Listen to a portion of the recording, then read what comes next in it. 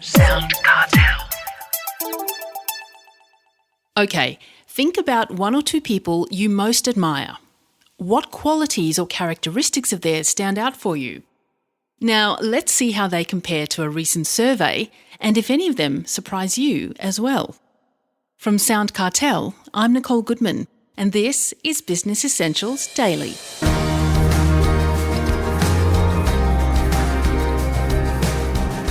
If you think beauty, bucks or downright brilliance is going to put you at the top of the tree in the eyes of others, you may be sorely disappointed.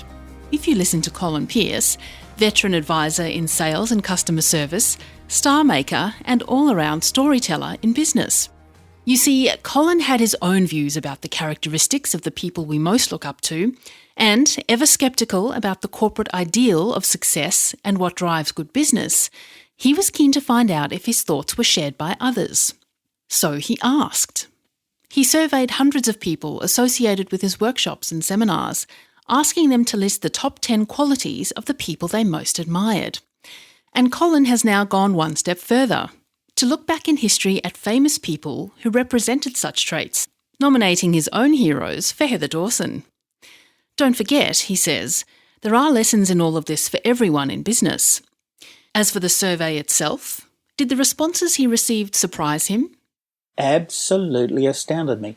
I thought that the men would put down something like Jessica Simpson or Cher or some other Elle Macpherson, somebody who was godlike and beautiful. I thought the women would put down film stars, movie stars and whatever, because I was naive about the human spirit. To my great surprise and delight, almost to a man and woman, they thought of grandma, grandpa, an uncle, a best mate, a teacher. No football heroes, no sports stars. They were all people close and meaningful to them, many of whom had suffered and survived, or not survived, but did it with dignity. And I was so moved by the responses and the things people told me. And then the things they told me about them were sensational. They said things like loving, honest, true, faithful, wise, virtuous, determined, creative, hospitable, humble. The list was extraordinary. And I was impressed and moved. What do you think the number one quality is that Aussies and New Zealanders admire most? What do I think? Well, I would have thought something like genuineness or honesty. Hey, very good. The number one quality Australians and New Zealanders is honesty. And one of the most admired Prime Ministers of Australia was the World War II Prime Minister John Curtin, who was nicknamed Honest John. He was so honest, he even paid his own gate fee to get in to watch the rugby. And he was so humble that he stood on the mound, and when they came up and said, "Oh, you're the Prime Minister, please come and sit up with us in the members' box," he said, "Oh, people didn't come to see me, they come to watch the footy. I'll stay here, thanks." He paid his own tram fare and went to work in Parliament on the tram when he was working in Sydney. So honesty, yes, number one, by far and away, and that goes with integrity and truthfulness. Yes, you're right. Okay, so if honesty is number one, what's number two? Oh, that then comes down to a range. They're all on a bit of an equal level, but a lot of people wrote down love, and I had to split that up a bit and say, what do you mean by love? I looked at the other qualities they'd mentioned, and so I came up with benevolence. Funny word, but it means intentionally showing good will to others, going out of your way to be kind. Things like humility, exhibiting deliberately modest and respectful ways. Forgiveness was played very high as well, letting go of bitter feelings against other people. Generosity featured well. I ended up with 24, and I wrote these magazines and articles based on 12, and I scurried around to find some humans who matched those qualities the best. Okay, so who did you match with what characters?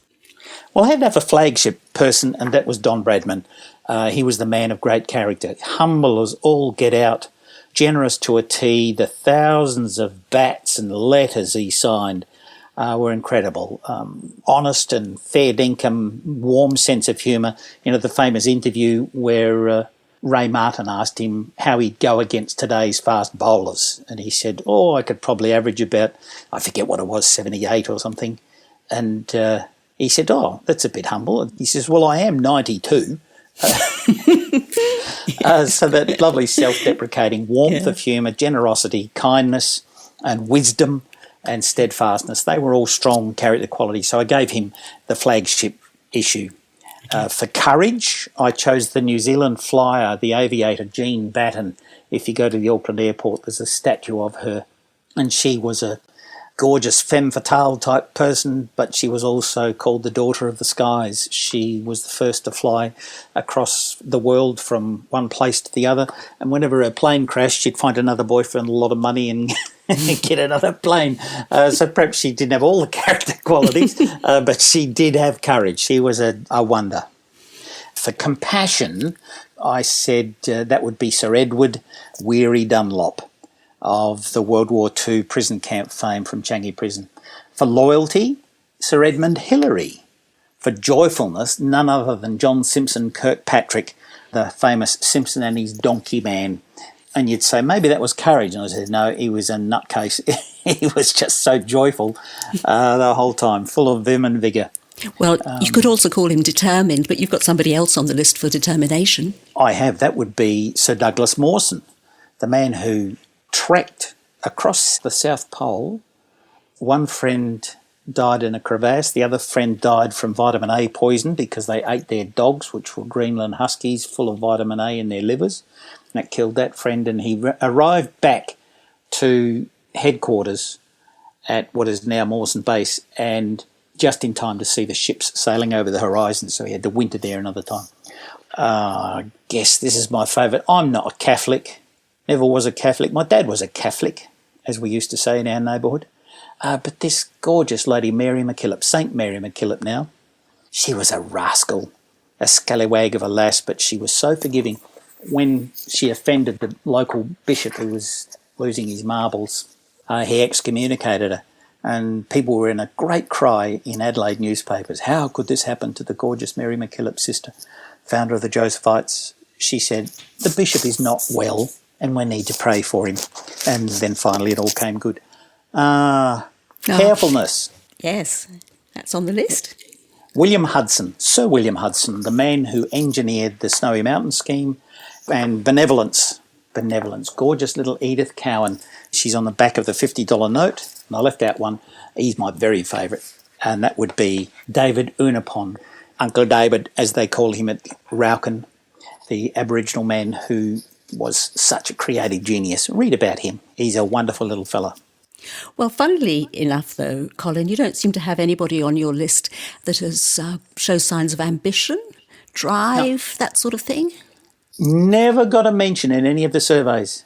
And you're talking to business people here who would need to have a lot of drive and ambition to succeed these days, wouldn't they? And in the end, nobody gives a toot. People value the leader's wisdom. They value the person's passion. Yes, it's a bit of drive, I guess. But they value their sense of justice. I think of dear old Beaumont Tiles founder, Mr. R.J. Beaumont, lived well into his 90s. And when I asked people what they remember about him, they said, chap was a bit down on his luck. His wife had cancer and it was coming up Christmas, and Mr. RJ came out with a frozen turkey and said, here, this will cheer you up for Christmas. Or somebody, and they don't remember his genius at founding businesses. They remember what a lovely guy he was. Yes, so there's a lesson for us all. Isn't it? That was Colin Pearce, creator of the Character Work series. To find out more, head to colinpearce.com or find the link in this episode's show notes.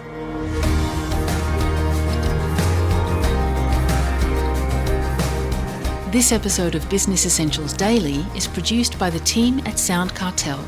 Thanks for listening. I'm Nicole Goodman. We'll bring you more Be Daily tomorrow. Follow at BE Daily Podcast across social media and head to bedaily.com.au for more from the Business Essentials Daily podcast. SoundCartel.